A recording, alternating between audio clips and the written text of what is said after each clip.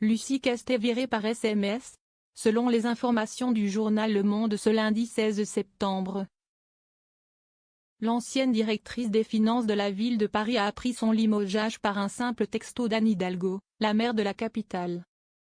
Une information démentie catégoriquement par cette dernière, comme l'a indiqué l'entourage de la maire au HuffPost. Le 29 août dernier, 2 jours après avoir reçu une fin de non-recevoir de la part d'Emmanuel Macron.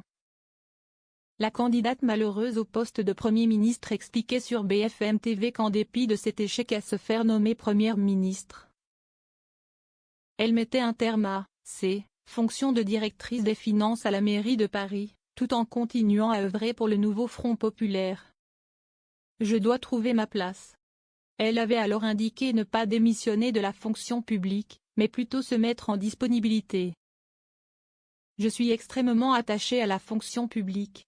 Je suis fonctionnaire, et j'y accorde une très grande importance, avait ajouté celle qui s'est notamment fait connaître au sein du collectif de défense des fonctionnaires nos services publics. Auprès du journal Le Monde, Lucie Castet confirme en cette mi-septembre vouloir se mettre en disponibilité, et chercher un emploi dans le domaine associatif.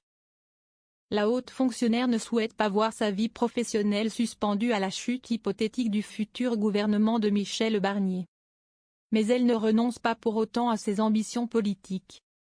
Je veux continuer à m'investir en compagnonne de route des partis du NFP. Sur le plus long terme, je dois trouver ma place, explique-t-elle. Je reste à disposition si Michel Barnier est censuré, mais pas dans une position d'attente. Signe qu'elle ne compte pas laisser le terrain libre. Lucie Castet était d'ailleurs présente samedi 14 septembre à la Fête de l'Humanité. Pour participer à ce grand rendez-vous de rentrée politique de la gauche. Je mettrai toute mon énergie au service de cette union, a-t-elle promis aux militants et sympathisants de gauche venus l'écouter. Reste à savoir comment.